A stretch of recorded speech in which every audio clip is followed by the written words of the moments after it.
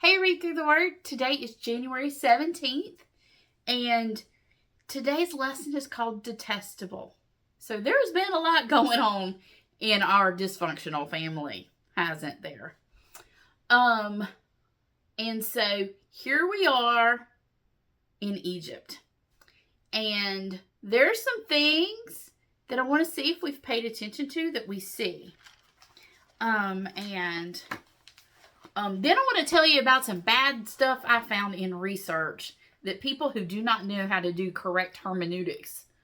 I was so mad. All right, we'll talk about it in a minute. We are in Genesis chapter 46, verses 31 through 34. It is, and Joseph said to his brothers and his father's entire family, I will go to Pharaoh and tell him, my brothers and my father's entire family have come to me from the land of Canaan. These men are shepherds, and they raise livestock, and they have brought with them their flocks and herds and everything they own. Then he said, when Pharaoh calls for you and asks you your occupation, you must tell him, we, your servants, have raised livestock all of our lives, as our ancestors always have. When you tell him this, he will let you live here in the region of Goshen. For the Egyptians despise shepherds. Okay. Why? Why they despise shepherds? So I want you to see that it's also referred to two other times. So, in Genesis 43,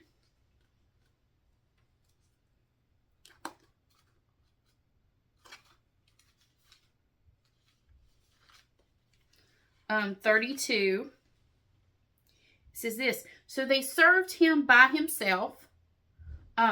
This is when Joseph's brothers come and he serves them a meal. So they serve Joseph by himself, and then they serve and them by themselves, and the Egyptians who ate with him by themselves, because the Egyptians could not eat bread with the Hebrews, for that is loathsome to the Egyptians. Now, I'm reading, that's a New American Standard. And then we're going to see it again in Exodus chapter 8, verse 26. 8:26. It says this. But Moses said, it is not right to do, because this is Moses talking to Pharaoh, and we're like, we want to worship our God. And he's like, you can just worship right here. And he's like, it's not right for us to do so, for we will sacrifice to the Lord our God what is an abomination to the Egyptians. If we sacrifice what's an abomination to the Egyptians before their eyes, will they not then stone us? Okay, so we have three different things that are talking about the Egyptians they don't hate them. They think they're detestable, different. Why? I mean, it just says, oh, because they think we're... Well, what's going on? Now, first thing, let me tell you, I almost referenced a nerdy thing here, but it was a 24-page seminary paper that someone had written that I found and read. My lessons are supposed to be 12 to 15 minutes, and sometimes they go a little bit longer because Lisa acts like I'm teaching a 6-week class on one thing, and it's so. I read lots of things, and it was a really well-written paper, but I get it that he's like, well, it could be this, and then would write a page and a half, and I'm like, but it's not. Well, it could be this, and write a page and a half, and then it's not. And I was like, okay. So, let's talk about what's going on here. They're different. What are the major differences that make them detestable or different. Now, there are some sermons online that say Egyptians detest shepherds, so Egyptians hate Jesus. That's not what this is saying. I was like, well, dude, that's some bad hermeneutics. No, it's not what this is saying. This is saying that they're different. Now, this is where a knowledge of some world history is helpful, and some of ancient Egypt, and which is handy because usually you study that in a world history class, and or you know some of it because you've watched stuff about pyramids on TV. But let's talk about some differences. There's differences in culture. This has to do with what they're now. If you know that a group of shepherds, they had, they were hairy. So they had a lot of long hair and beards and everything. It was the culture there. Well, Egyptians shaved every bit. It was so hot and humid in the Nile Delta. They shaved every bit of hair off their bodies because of lice and issues. So when they see people with hair, they think, ew, bugs. So that was a difference because Egyptians wore wigs. They shaved all their hair and put wigs on. And go watch any of the Ten Commandments movies and you'll see it. And they actually would sweat so much, they would wear, I'm a world history geek too. They would wear cones of beeswax that were scented on top of their wigs so they wouldn't smell. And as it got hot, this sounds gross to me, but it would melt and drip down them so they wouldn't stink and then attract bugs. So that was something different. Now, if you're a people who take care of sheep and cattle, but your clothes are going to be made out of the animal hair. So their clothes were made out of wool. Well, in Egypt, there's not a lot of grazing land, which is if we look at a map and you see where Goshen is, there's not a lot of land. So there are really not a lot of shepherds in Egypt until Jacob and his family come there. There are some cattle and stuff, but there's not, and their clothes were generally made of linen because of the climate. So they wore clothes different. And if you actually pay attention, Joseph gives his brothers new clothes to put on. He knows that. So he's like, here's some more clothes. So Jacob's trying a lot. Joseph's trying a lot if you look through this. So he gives them, there's differences in culture. There's differences in occupation. So this whole shepherding and you spend your whole life around wild animals, not so sure about that.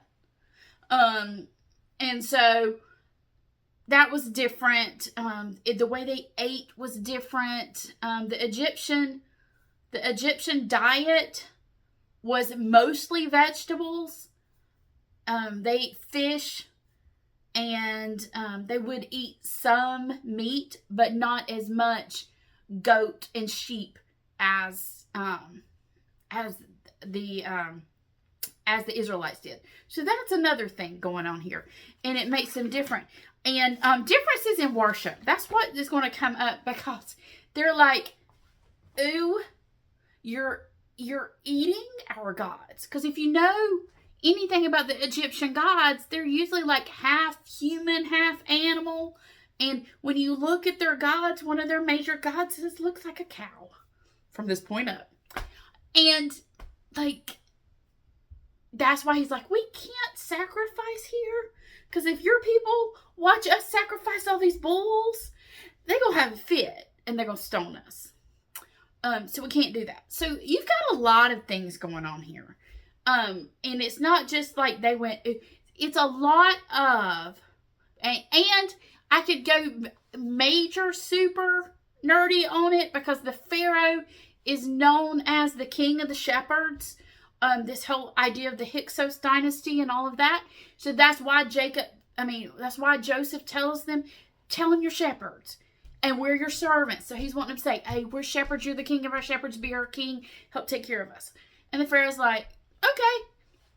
And so, and then there comes a Pharaoh who knows not Joseph, but that's in a couple of days. So we've got a lot going on here. But what these differences do is they lead to a separation.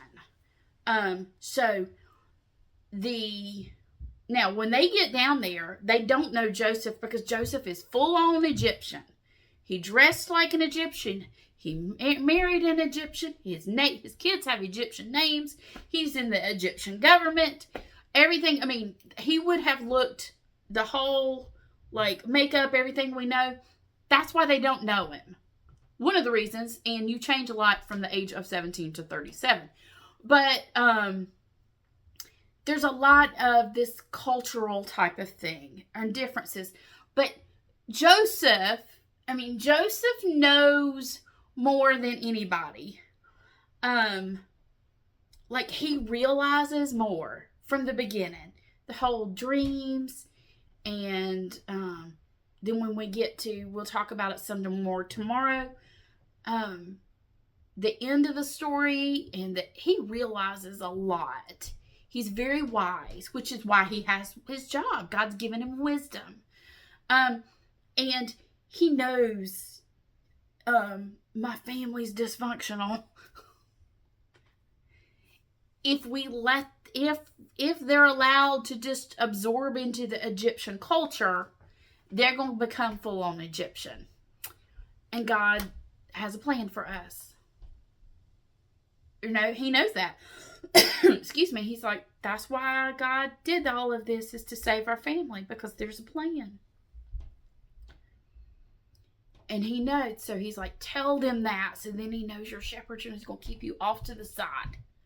Because the separation allowed the Israelites to be united. They married within the community. They lived in Goshen. They were on, all of this did, it takes them from 70 people who come down to Egypt from Canaan at the end of Genesis to 2 million that will walk back out. And so it forms them into the people of Israel. They are the worshipers of the God of Abraham and Isaac and Jacob. It makes them different and set apart. That's what God wanted all along.